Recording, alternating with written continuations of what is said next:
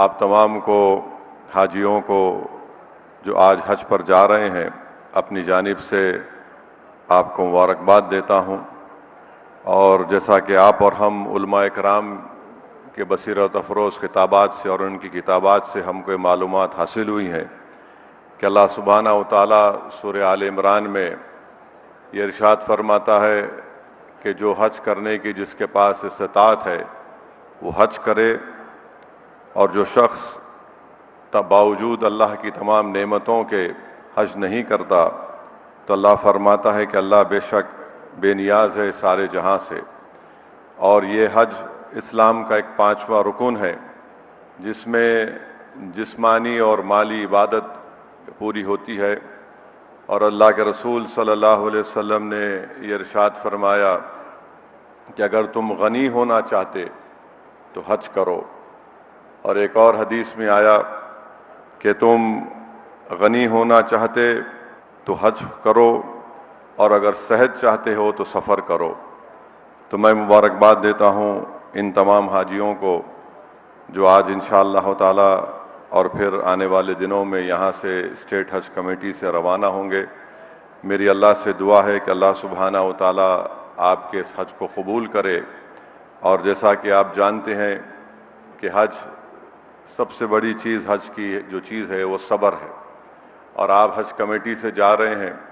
تو ظاہر ہے آپ کو بڑے صبر کا مظاہرہ کرنا پڑے گا۔ اور ساتھ ہی ساتھ میں وہاں پر ایک ذمہ دار شخص سے بات کیا جو پچھلے 40 سال سے حاجیوں کی خدمت کرتے ہیں، تو انہوں نے مجھ سے کہا کہ آپ حاجیوں کو بتائیے کہ اگر کھانا آپ کو ملتا ہے تو اس کو فوراً کھا لیجئے، اس کو شام تک اٹھا کر مت رکھیے، کیونکہ کئی کسی ایک جگہ پر کچھ ایک ایسے واقعات بھی ہوئے ہیں۔ اور ساتھ ہی ساتھ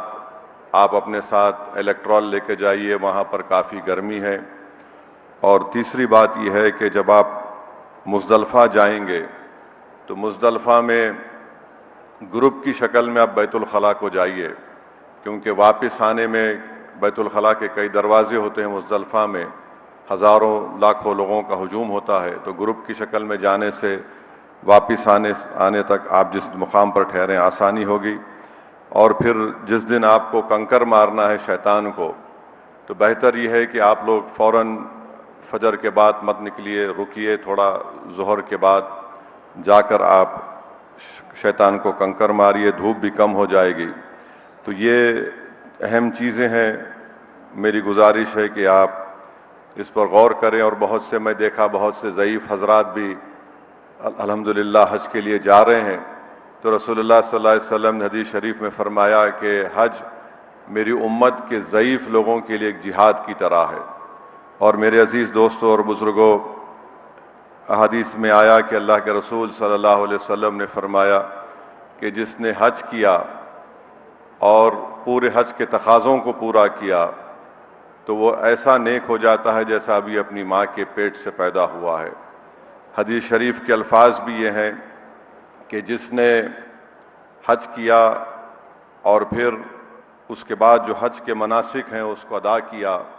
کہ وقوف عرفات میں وہاں پر ٹھہر کر رات گزارتے ہیں اور پھر نماز مغرب اور عشاء ملا کر پڑھتے ہیں۔ حدیث میں آیا کہ رسول اللہ صلی اللہ علیہ وسلم نے فرمایا کہ اللہ اپنی شان کے مطابق فرشتوں سے کہتا ہے کہ دیکھو میں ان پر فخر کرتا ہوں۔ اور حدیث شریف میں آیا کہ جب آپ اپنے بال منڈواتے ہیں، حلق کراتے ہیں، تو ایک ایک بال کے عوض میں اللہ آپ کے گناہوں کو معاف فرماتا ہے، آپ کے درجات کو بلند کرتا ہے۔ حدیث شریف میں یہ بھی آیا کہ اتنے گناہ اللہ سبحانہ و تعالیٰ معاف کرتا ہے کہ اگر بارش کے پانی کے قطرے ہو، سمندر کی جھاگ ہو، ان تمام گناہوں کو اللہ سبحانہ و تعالیٰ معاف فرماتا ہے۔ اور پھر جب واپس آ کر حاجی طواف کرتا ہے کنکر مارنے کے بعد، کنکر مارتے وقت بھی حدیث میں آیا کہ اللہ سبحانہ و تعالیٰ اس کو نیکیاں دیتا ہے، اس کو اجر دیتا ہے، اس کے درجات کو بلند فرماتا ہے۔ اور جب طواف کرتے ہیں اور طواف مکمل ہونے کے بعد حدیث شریف میں آیا کہ ایک فرشتہ حاجی کے کھندے پر ہاتھ رکھ کر اس سے مخاطب ہو کر کہتا ہے کہ اب جاؤ، اللہ تمہارے پورے گناہوں کو معاف فرما دیا۔ تو میرے عزیز دوستوں اور بزرگوں، صرف آب زمزم اور کھجور لا کر اپنے رشتہ داروں کو دینا نہیں ہے۔ حاجی جب جاتے ہیں وہ دیکھتے ہیں کہ اسلام کی سب سے بڑی خوبصورتی اور طاقت یہ ہے کہ جب ایک حاجی حج کرنے جاتا ہے تو مساوات کی تعلیم جو دنیا دیتی ہے ایکوالٹی کی، ہم وہاں پر دیکھتے ہیں کہ دنیا کے کونے کونے سے آتے ہیں لوگ، تو اسلام کی ایک اجتماعی قوت وہاں پر نظر آتی ہے آپ کو کہ کوئی کالا ہے، کوئی گورا ہے، کوئی مختلف قسم کے لوگ ہیں، مختلف زبانیں بولتے ہیں، مختلف لباس پہنتے ہیں، مگر حج کے دوران میں سب ایک ہی لباس پہنتے ہیں۔ زبانیں دوسری بولی جاتی ہیں مگر حج کے دوران میں ان کی زبان پر ہوتا ہے لبیک لبیک۔ یہ اسلام کی ایک بہت بڑی طاقت ہے مساوات کی، جو آپ کو اور ہم کو دیتی ہے۔ ہم واپس آنے کے بعد یہ ہماری ذمہ داری ہے کہ ہم کالے اور گورے میں فرق نہ کریں، ہم بڑے اور چھوٹے میں فرق نہ محسوس کریں۔ یہ بہت بڑی پیغام ہے حج کا کہ دنیا کے کونے کونے سے لوگ آ جاتے ہیں۔ اور آخر میں آپ کو یاد دلانا چاہتا ہوں کہ اللہ کے رسول صلی اللہ علیہ وسلم کا آخری حجۃ الوداع کا جو خطبہ ہے، جس میں اللہ کے رسول صلی اللہ علیہ وسلم نے کیا فرمایا کہ کسی عرب کو کسی عجم پر فوقیت نہیں ہے، کسی عجم کو کسی عرب پر فوقیت نہیں ہے سوائے نیکی اور تقوی کی بنیاد پر۔ اور اسی خطبے میں اللہ کے رسول صلی اللہ علیہ وسلم نے فرمایا کہ اپنی بیویوں کی عزت کرو، خواتین کا خیال رکھو۔ یہ امانت کا لفظ رحمت اللہ عالمین صلی اللہ علیہ وسلم نے استعمال کیا۔ تو امید کرتے ہیں کہ ہمارے حاجی جب واپس آئیں گے حج کر کے، وہ ان تمام چیزوں کا لحاظ رکھیں گے، اپنی زندگی میں ایک انقلاب کو برپا کریں گے۔ اور آپ کو تکلیف ہوگی وہاں پر حج میں، ایسی نہیں کہ خدا نہ خواستہ کچھ آپ کو جسمانی تکلیف پہنچے، مگر تکلیف ہوگی۔ لاکھوں لوگ آتے ہیں تو آپ کو صبر کرنے کی ضرورت ہے۔ ہو سکتا ہے کہ حج کمیٹی جو ان کی ذمہ داریاں ہیں اس کو پورا نہ کر سکے، تو یقیناً ان پر ہم تنقید بھی کریں گے، مگر آپ کو بڑی صبر کے ساتھ، بڑے احتیاط کے ساتھ اپنے حج کو مکمل کرنا ہے۔ اور میری آپ تمام سے یہ گزارش بھی ہے کہ جب آپ کعبۃ اللہ شریف کو دیکھیں گے، یہاں سے جانے کے بعد طواف کریں گے، تو ہر قدم پر آپ یقیناً اپنے لیے، اپنے ماں باپ کے لیے، اپنی اولاد کے لیے، اپنے رشتہ داروں کے لیے دعا کریں گے، خود کی مغفرت کے لیے دعا کریں گے۔ میری آپ سے ادباً گزارش یہ ہے کہ آپ اپنے وطن عزیز کے لیے بھی دعا کریے۔ ہر لمحے، ہر وقت پر آپ جب دعائیں کرتے ہیں تو دعا کریے کہ اللہ ہمارے اس وطن میں جو لوگ آج مذہب کی بنیاد پر ظلم کر رہے ہیں، اللہ سبحانہ و تعالیٰ ان ظالموں کو کمزور کر دے۔ آپ دعا فرمائیے کہ یہ وطن جو ایک باغ ہے، ایک چمن کی طرح ہے، جہاں پر ہر پھول کو کھلنا چاہیے، اگر کوئی اس چمن کو برباد کرنا چاہ رہا ہے تو میری آپ سے گزارش ہے کہ اپنی دعاؤں میں بھارت کی مضبوطی کے لیے، یہاں پر امن اور بھائی چارگی کو عام کرنے کے لیے، اور جو لوگ اس ملک میں فاشزم کو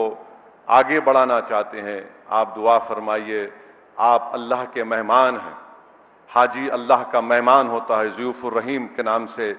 آپ کو پکارا جاتا ہے کہ اللہ کے مہمان ہیں۔ آپ اپنی دعاؤں میں وطن کے لیے دعا کریے، آپ ہماری ریاست تلنگانہ کی مضبوطی کے لیے، اس کی ترقی کے لیے، یہاں پر جو اکنامک گروتھ ہو رہی ہے اس سے کئی غریبوں کو فائدہ بھی ہوا ہے، تلنگانہ کی خوشحالی کے لیے، تلنگانہ کی ترقی کے لیے۔ اور تلنگانہ میں پورے ملک میں اگر چند مقامات ہیں، بلکہ ایک اگر فرقہ پرستی کا ایک سمندر بڑھتے جا رہا ہے، تو ایسے چند جزیرے ہیں جو آج بھی ایک امید کے کرن ہے، جو بھارت کی اصلی سوچ تھی وہ آج ہم کو نظر آتی ہے تلنگانہ میں، تلنگانہ کی ترقی کے لیے، تلنگانہ کی مضبوطی کے لیے۔ اور اس ریاست میں ایسے لوگ جو مذہبی منافرت اور مذہبی نفرت کو پھیلانا چاہتے ہیں، اللہ ان کو ناکام کر دے ان کے سازش میں۔ اور دعا کریے کہ چیف منسٹر جناب ریونت ریڈی تمام مذاہب کے لیے کام کریں، کیونکہ ان کو اللہ نے ایک موقع دیا، ان کی بڑی جدوجہد اور تکالیف کو ان کو اٹھانا پڑا. ہم بھی ان سے مخالفت کیے تھے، وہ بھی ہم سے مخالفت کیے تھے، مگر آج ان کو اللہ نے ایک موقع دیا ہے عوام کی خدمت کرنے کا کہ تلنگانہ آباد رہے، شاداب رہے. اور جب آپ مدینہ شریف کو روانہ ہوں گے تو گنبد خضرا کو دیکھ کر اور مدینہ شریف میں جب آپ حاضر ہوں گے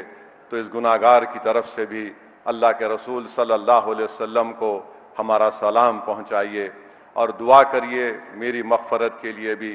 کہ ہم جو کام کر رہے ہیں اللہ سبحانہ و تعالیٰ اس میں ہم کو کامیاب کرے، ہمارا خاتمہ ایمان پر ہو، بلکہ ہمارا خاتمہ بحیثیت شہید کی طور پر ہو جائے تو میں یہ سمجھتا ہوں کہ دین اور دنیا میں کامیابی ہم کو ملے گی. بہرحال آپ کو حج کا سفر مبارک ہو، اللہ آپ کے حج کو قبول فرمائے، حج مبرور ہو آپ کا، اور اللہ آپ کو خیر خوبی سے اور پورے اپنے حفظ و امان میں اللہ سبحانہ و تعالیٰ آپ کو واپس لے کر آئے. اور حج کی تعلیمات پر، حج میں جو آپ جس رویے سے رہیں گے اپنے ماں باپ کے ساتھ، اپنی بیوی کے ساتھ، اپنی بیٹیوں کے ساتھ، وہ خاص اس کا خیال رکھیے. چھڑ پڑنا یہ سب انسان ہے، مگر صبر کرتے رہیے. اور خاص طور سے اگر جو حضرات بیوی کو لے کے جا رہے ہیں، یاد رکھیے ایسا یادگار سفر رہتا ہے کہ اگر حج کے دوران میں اگر آپ اپنی بیوی کو تنگ کریں گے تو واپس آنے کے بعد بیوی آپ کو سکون سے نہیں رہنے دیتی. تو احتیاط کریے. اور میں دیکھا ہوں لائٹر وین میں چیف منسٹر بھی اپنے گھر میں کچھ اور رہتے، باہر کچھ اور رہتے. یہ سب ہمارا یہ ایک ہی ہمارا معاملہ ہے. گھر میں ہمارے کو احتیاط سے رہنا پڑتا، باہر جا کے ہم یہ تمام باتیں بے باکی سے کرتے ہیں. بہرحال آپ تمام کو مبارکباد اور دعا کرتے رہیے ہم تمام کے لیے، ہمارے لیے، سب کے لیے، کہ اللہ سبحانہ و تعالی ہم کو ہمارے نیک مقاصد میں کامیاب کرے. آپ کی سیاسی قیادت کو اللہ پورے ملک میں مضبوط کرے. وآخر دعوانا الحمدللہ رب العالمین.